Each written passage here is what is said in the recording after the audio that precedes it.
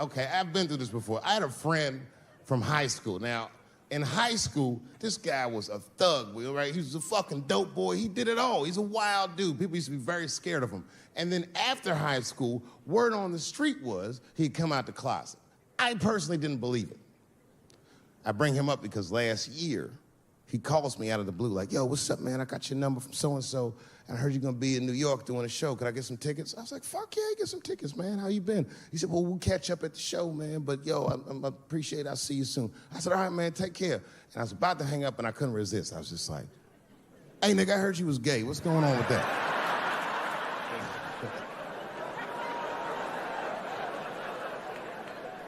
And I wish I didn't ask, because he sounded like he was dying to talk about that shit. And he had a long story about it. And it's not that I didn't care, but I was, I don't like talking on the phone. I was watching TV at the same time. So I just wasn't really paying attention like I should. But I was trying to sound supportive, but I didn't really know what to say. So I was just like mumbling shit throughout this conversation. I was just like, well, nigga, you gay, man. You just gay. Like,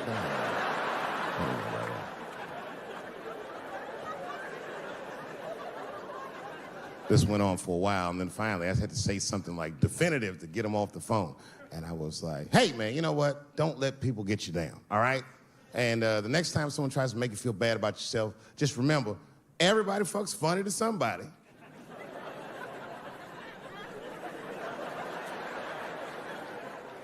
He didn't like that shit. He's like, what the fuck does that mean? I said, huh? He said, you saying I fuck funny, motherfucker? I said, no, that's not what I'm saying. I'm saying everybody's different. He said, you ain't say different, nigga. You said funny. What's so fucking funny about the way I fuck? And I said, hey, man, I fuck feet. He said, what? Oh, this is not a joke, ladies and gentlemen. I get women to squeeze their feet together like this, and I fuck them right in that little space in their feet. But you can't build a community behind that shit. There's no flag for us. That shit made him laugh. And the next day, after the show, I saw him backstage. He was like, yo, what's up, man? I'm like, oh, shit, what's going on? And he had his buddy with him. He goes, Dave, I want you to meet Manuel. Manuel's my fiance. We're in New York getting married because it's legal here. I said, well, congratulations, fellas. And Manuel was like, gracias. And he went to go get some drinks. And then my buddy looked at me, he was like, so Dave, what do you think? And I started mumbling again. You gay, nigga, you just gay. He said, yeah, I'm a little nervous about getting married, man. It's a big step. I said, yeah, it is, it's a big step. He said, well, you've been married for a while.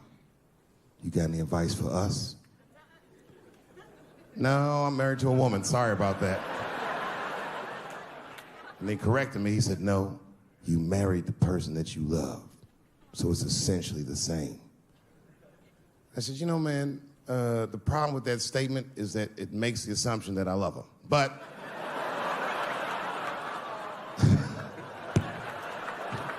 you guys lighten the fuck up. Of course I love my wife. She laughs at this shit. As a matter of fact, she eats and spends this shit. You know what I told him? I told him, I said, you know what you should do, man?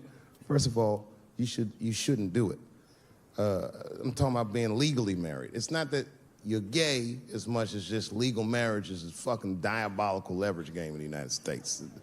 I'm just being honest. Devoid of religious significance or the idea of love, marriage is nothing but an awful contract that you shouldn't sign. I'm just being real.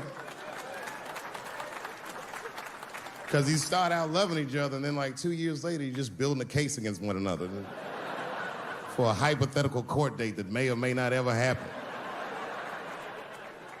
You throw being gay on top of that, that shit is explosive. Like it's that Ray Rice shit. Okay, right after Ray Rice went through all that shit, I was at a party and I met this kid, Michael Sams. You know Michael Sams? Very nice guy. He's the first openly gay NFL player. And Mike's a very nice guy, a very brave guy.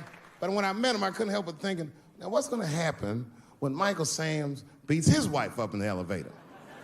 Is that domestic violence, or is that just two niggas working shit out in the elevator? You know what I mean? No, this motherfucker's about to eat, and they'll just come running.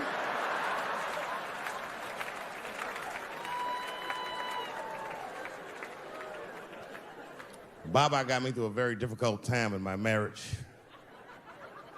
We spend the most time together. Like, it's not that me and my wife don't spend time together, but we've been married so long, it's like we don't talk like, I don't know if anyone's married here, but if after 10 years, all that chatty shit goes away. You've said it all. You know what I mean? It's just, yeah, we're just in the zone. She says the same shit to me every night before she goes to bed. I'll be the last one up. She's like, I'm gonna get some sleep, Dave. Good night. All right, babe, we'll stay up and watch television. Good night. And she'll walk halfway up the steps. David? Don't eat the kids' lunch. And then she walks away.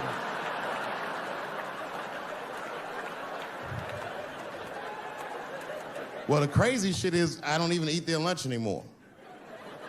Back in the day, I used to eat that shit. You know how that goes. I might smoke some weed in the middle of the night, and she'll leave neatly wrapped sandwiches all over the kitchen. I'm gonna eat it. What's the big deal? Why can't she just make another one in the morning? I mean, it's like, I got sons anyway, and sons love everything their dads do. My kids will be at school the next day, just look like, oh, Dad bit my sandwich. Oh, shit! Their dad is Dave Chappelle, man. You could trade that sandwich. I said, it's the 4th time this week. I'm tired of this sandwich biting bitch. I said, stop using that word. Let's go home. That's a quiet car ride home. We got to the house. He just ran right up to his room, slammed the door. His mother came downstairs. By then, she had heard about everything.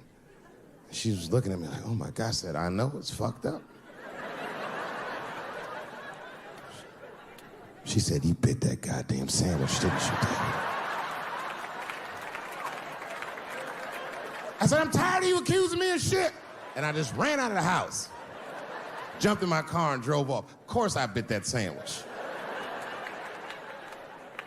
But I knew that she was just really mad about that tape, so now she's gonna punish me about a fucking sandwich I bit. And I was mad as fuck. You know what I said to myself? I said, I should just never go home. Fuck this shit. You know, by the way, that's how people used to get divorced in the 40s. There wasn't no divorce court in America. Back in those days, if you want to get out your marriage, you should tell your wife, hey, baby, I'm going to get a pack of cigarettes. I'll be right back. You would just leave with the clothes on your back. That's when men were men. And there was no internet back then, so you could move 11 miles away and have a whole new life.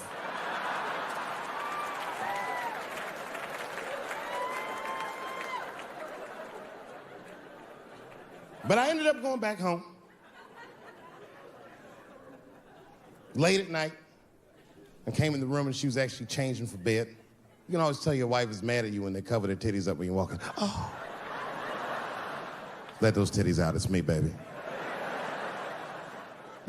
Can we just talk about this for a minute? She said, David, there's nothing to talk about. I already know you bit the sandwich. And don't go looking for the lunch, I hid it. I said, I don't want to talk about that sandwich, baby. I want to talk about it. The tape. I know that's why you're mad. It was a very difficult conversation. I had to crack a few jokes, and she laughed a little, and it helped her relax. And we started talking, and then she cracked a few jokes that hurt my feelings, honestly, but...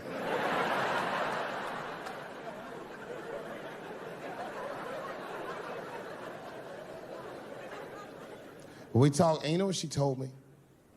She told me that she was madder about the second Extortion tape than she was about the first one. Which doesn't make sense at all. What's wrong with a guy touching his own private parts? It's my own business. It's not like I do it all the time. As a matter of fact, sometimes I do it for her benefit. A lot of guys do this. It's called the mercy jerk. That's the one that happens in the middle of the night when you're about to roll on top of it and you see her face and you're like, she looks tired. That takes a lot of love and discipline to back out of a room with a rock-hard dick. Sometimes I don't make it. Uh-oh. Someone fell asleep with their socks off, didn't they? You can't rape feet. You can't rape feet. Only time I jerk off now is if I know how long she'll be gone. It's the only way I can get my head in the game.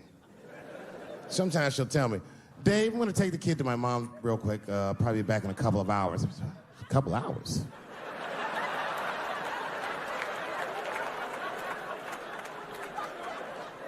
You can get a good one in 2 hours. That's the kind of session where you'll take all your clothes off. I'll be butt naked in the living room like, get these fucking toys out of my way. Disgusting. Foot all on the coffee table, just stroking it out and taking my time. And I got a bowl of cereal waiting for me right here.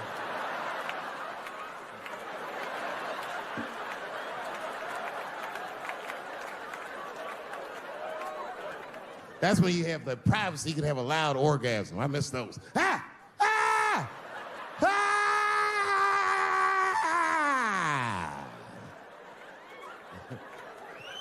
You know, when a guy busts a nut, like right after that, there's a window of like 6 minutes where he does the most rational thing he ever does.